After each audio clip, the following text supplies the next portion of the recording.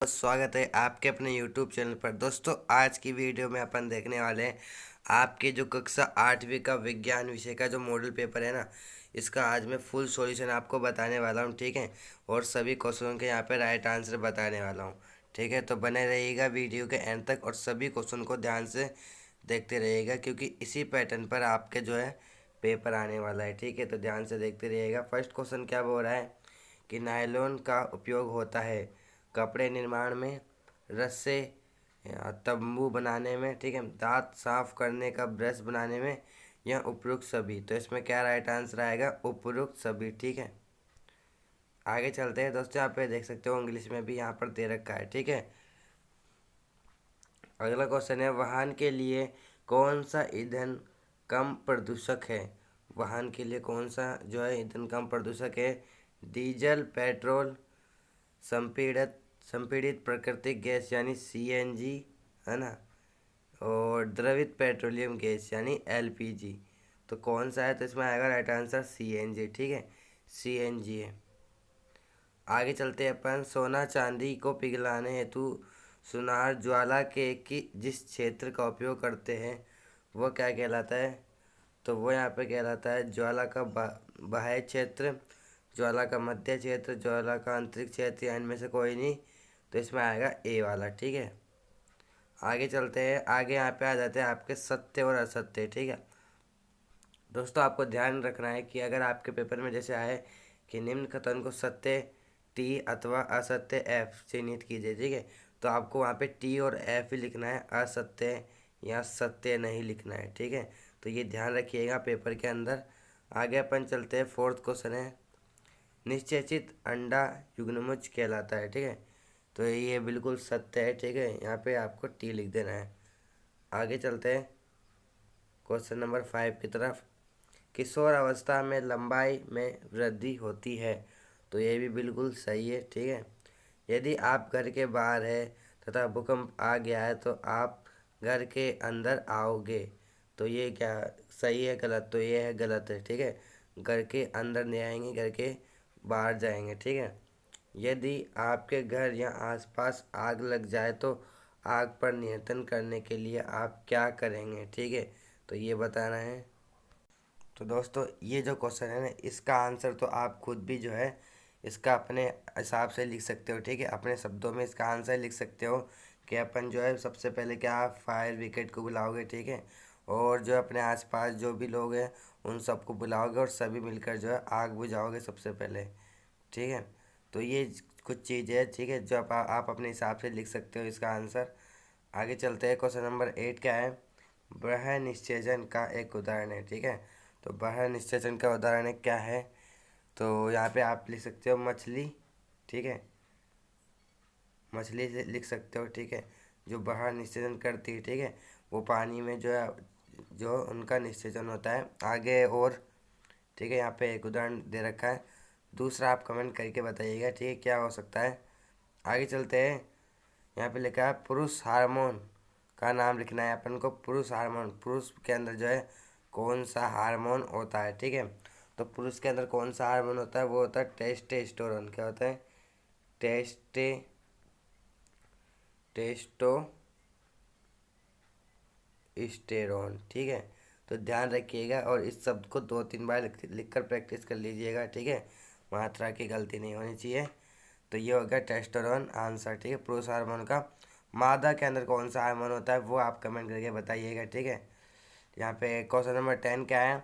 दो बादलों के चित्र बनाकर उनमें आवेशों को दर्शाइए, ठीक है। तो ये जो चित्र है ना, ये आपके बुक में आपको मिल जाएगा, जहाँ पर आपको जो है इसकी प्रैक्टिस कर लेनी है बना के। सौर परिवार का सबसे बड़ा ग्रह बृहस्पति, इसका चित्र बनाइए, ठीक है। तो ये जितने भी चित्र हैं सब आपको बुक में मिल जाएंगे, और सभी की आपको जो है अच्छे से प्रैक्टिस कर लेनी है, ठीक है। आगे है सर्दी के लिए आप मित्र को किस प्रकार के वस्त्र खरीदने को सलाह देंगे? 4 कारण लिखने हैं, ठीक है। तो अपन किस प्रकार के जो है वस्त्र जो उनको सलाह देंगे वो देंगे ऊनी वस्त्र, ठीक है, ऊनी वस्त्र। अब ऊनी वस्त्र अपन क्यों देंगे? क्यों? यहाँ पे नंबर 1 पॉइंट में आपको क्या लिखना है, ठीक है, यहाँ पे क्या लिखना है नंबर 1 पॉइंट में? क्योंकि उसमें जो है गर्माहट उसमें रहती है, ठीक है, गर्माहट रहती है, ठीक है। फर्स्ट पॉइंट तो ये हो जाएगा। और क्या पॉइंट हो जाएगा यहाँ पर दोस्तों? और क्या पॉइंट हो जाएगा इसमें? और जैसे यहाँ पे आप सेकंड में क्या लिख सकते हो कि वो उसमें जो है वो उसका जो ऊनी वस्त्र है वो जो है क्या मोटे होते हैं थोड़े, तो जिससे क्या है शरीर की गर्माहट जो है बाहर नहीं जाती, तो यानी उष्मा का स्थानांतरण नहीं होता ज़्यादा, ठीक है। तो इसलिए इसलिए भी वो गर्म रहते हैं। तो और यहाँ पे आप अपने हिसाब से लिख सकते हो, ठीक है, पॉइंट। आगे चलते हैं। नीचे सारणी में पेट्रोलियम के संघटक तथा उपयोग बताए गए। आप समूह एक का समूह सेकंड से सही मिलान करना है, ठीक है। तो फर्स्ट में क्या आएगा भाई? LPG gas. क्या है एलपीजी गैस? भारी पेट्रोल मोटर वाहन व विद्युत जनरेटरों के लिए ईंधन के रूप में, घरों एवं उद्योग व ईंधन के रूप में। तो इसमें आएगा डी वाला, ठीक है। फर्स्ट में क्या आपके हो जाएगा यहाँ पे? नहीं, फर्स्ट में आपका यहाँ पे आ जाएगा सी वाला, ठीक है। फर्स्ट में सी वाला आपका राइट ऑप्शन हो जाएगा, ये वाला। सेकेंड है डीजल, ठीक है, ये आएगा आपके डी में, ठीक है। डीजल का उपयोग करते हैं डी में। और थर्ड का आपका हो जाएगा बी, और फोर्थ का हो जाएगा ए, ठीक है। तो ये आपका मिलान हो गया। आगे चलते हैं अपन।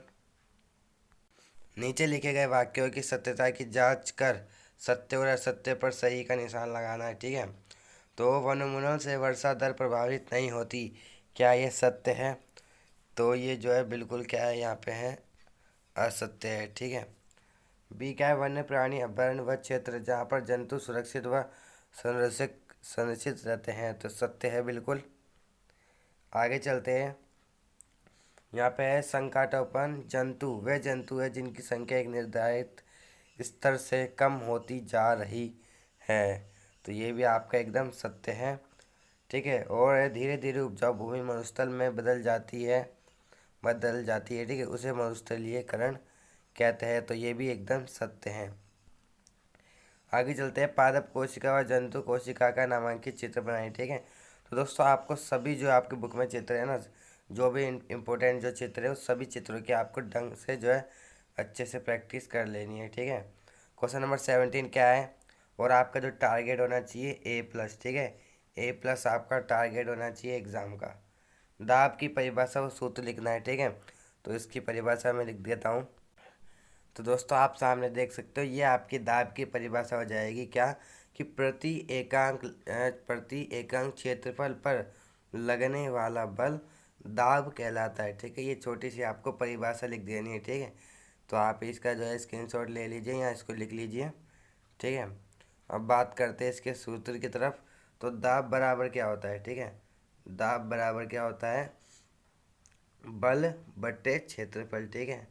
बल बट्टे क्षेत्रफल, ये जो है दाब का फॉर्मूला होता है, ठीक है।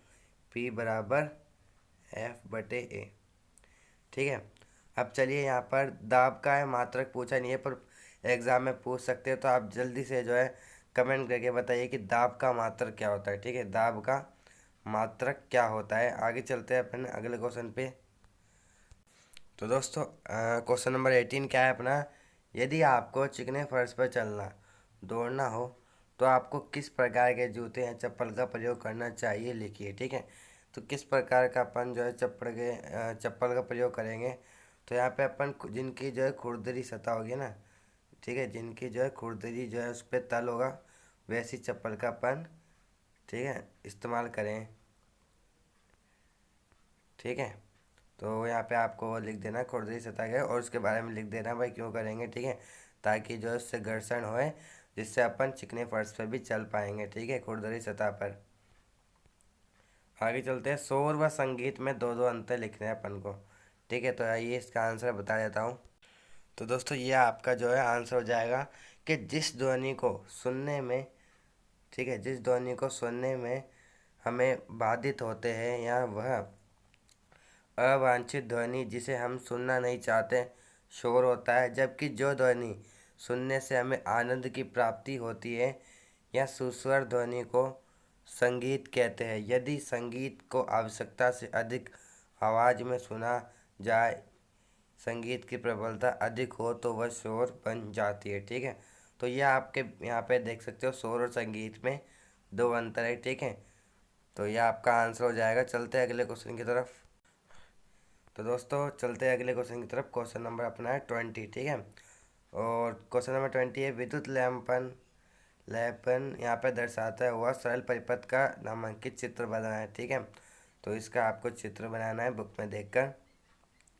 कृत्रिम उपग्रह से हमें कई प्रकार की जानकारी प्राप्त होती है।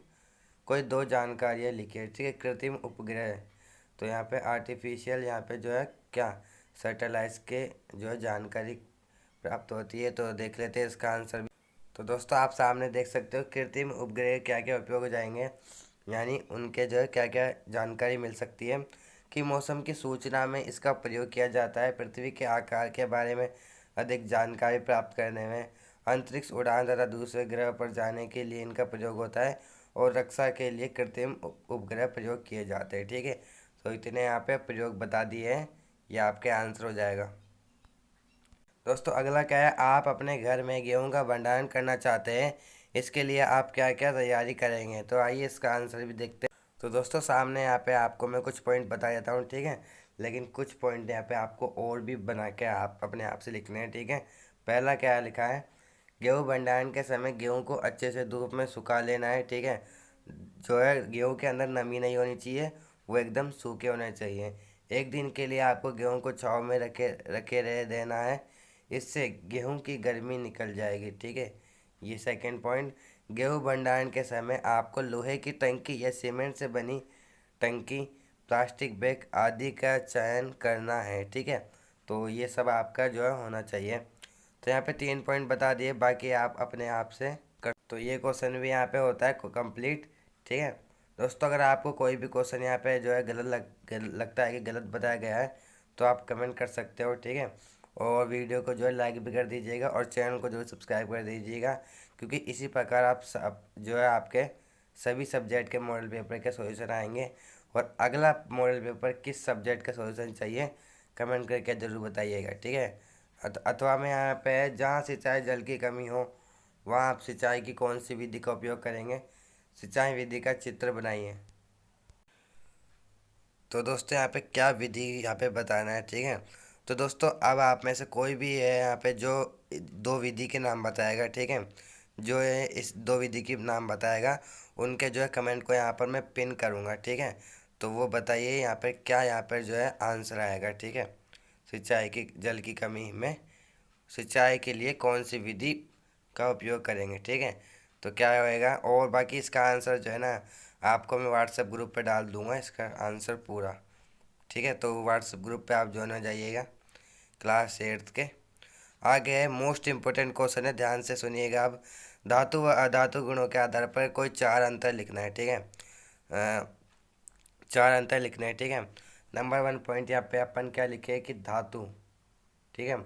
धातु जो होती है वह क्या होती है, ठोस होती है। नंबर 1 पॉइंट, धातु जो है क्या होती है, ठोस, ठीक है। धातु जो है ठोस होती है, और इसका एक अपवाद जो होता है वो होता है मरकरी, ठीक है। पारा होता है, यह अपवाद है, ठीक है, धातु के अंदर। बाकी सभी धातुएं जो है ठोस होती है। और अधातु में यहाँ पे बता दूं कि अधातु जो है वो कैसी होती है, वो होती है ठोस नहीं होती, वो होती है द्रव होती है, ठीक है। द्रव होती है या फिर गैस होती है, ठीक है, ठीक है। वह भंगुर प्रकृति की होती है, जिन पे जो है चोट मारने से वह टूट जाती है। और सेकंड पॉइंट क्या लिखें कि यहाँ पर विद्युत की ये जो है विद्युत के सुचालक होती है, ठीक है। धातु जो है विद्युत के सुचालक होते हैं, ठीक है। धातु जो है विद्युत के सुचालक होते हैं, और अधातु जो है क्या होते हैं, कुचालक होते हैं। अधातु कुचालक होते हैं, लेकिन एक अपवाद होता है इसके अंदर भी। अधातु के अंदर भी एक अपवाद होता है जो है विद्युत का सुचालक होता है। बताइए क्या होता है, ठीक है, और वह कहाँ पर पाया जाता है, ठीक है। आगे है क्वेश्चन नंबर 3 है, यहाँ पर जो है धातु है। क्वेश्चन नंबर 3 क्या है, ये वाला, ठीक है। थर्ड पॉइंट यहाँ पे आपको लिखना है, ठीक है। थर्ड पॉइंट दोस्तों यहाँ पे आप लिख दीजिए यहाँ पे कि धातु जो है चमकदार होती है, ठीक है। धातु जो है चमकदार होती है, लेकिन अधातु जो है चमकदार नहीं होती, ठीक है। पर इसमें कोई एक अपवाद होता है, वो है हीरा, ठीक है। हीरा एक अधातु होते हुए भी चमकदार है, ठीक है। तो यहाँ पे 3 पॉइंट लिख दिए। यहाँ पे चौथा पॉइंट क्या बताएं, यहाँ पर चौथे पॉइंट में आप लिख सकते हो, है ना, तन्यता। ठीक है, चौथे पॉइंट में आप लिख सकते हो कि धातु में जो है तन्यता का गुण पाया जाता है, लेकिन जो है अधातु में जो है तन्यता का गुण नहीं पाया जाता। ठीक है, अतन्य होती है। ठीक है, तो ये आपके लिख दीजिएगा। और तन्य धातु का नाम बताऊं तो आपको लिख देना यहाँ पे, आपको यहाँ पे सोना। ठीक है, सोना आप लिख सकते हो। आगे यहाँ पे और मैं नीचे सारणी में कॉलम ए में पदार्थ दिए गए उसके कॉलम सेकंड में इनका उपयोग बताना। गोल्ड का क्या क्या उपयोग है, आभूषण बनाने में। कॉपर का क्या है, बिजली के तार बनाने में। आयरन का है, यहाँ पे आयरन मतलब लोहा का उपयोग होता है बहुत सी मशीनों बनाने में। ठीक है, बड़ी मशीनें बनाने में, वाहन बनाने में। और मरकरी का उपयोग होता है थर्मामीटर के अंदर। ठीक है, तो यहाँ पे मैंने बोल दी है सभी के आंसर। मानव नेत्र की संरचना का नामांकित चित्र बनाइए। ट्रैफिक पुलिस से आप सड़क सुरक्षा सुरक्षा संबंधित कौन से 2 प्रश्न पूछेंगे, लिखिए। ठीक है, तो इसका आंसर आप खुद करिएगा। ठीक है, और आपतन कोण परावर्तन कोण बराबर होते हैं, इस चित्र की सहायता से स्पष्ट कीजिए। ठीक है, तो यहाँ पे ये आपको बताना है। ठीक है, इसका तो ये एक इधर से आता है। ठीक है, और इधर से आती है, मतलब एक जो है रे इधर से आती है और ऐसे चल जाती है। ठीक है, किरण।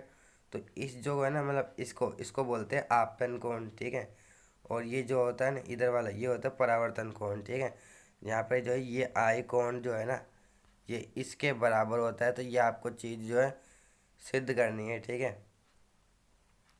यदि आपके पिताजी को धुंध में गाड़ी चलानी पड़ती है तो सुरक्षा हेतु आप उनसे कौन से 2 प्रश्न पूछना चाहेंगे। ठीक है, तो दोस्तों क्या यहाँ पर जो है, यहाँ पे धुंध में गाड़ी चलानी पड़ती है तो क्या यहाँ पे 2 प्रश्न पूछेंगे। तो क्या क्या प्रश्न पूछेंगे यहाँ पे आपको बताना है। ठीक है, आगे शुद्ध जल और अशुद्ध जल की पहचान कैसे करेंगे, तो चलिए इसका आंसर देख लेते हैं।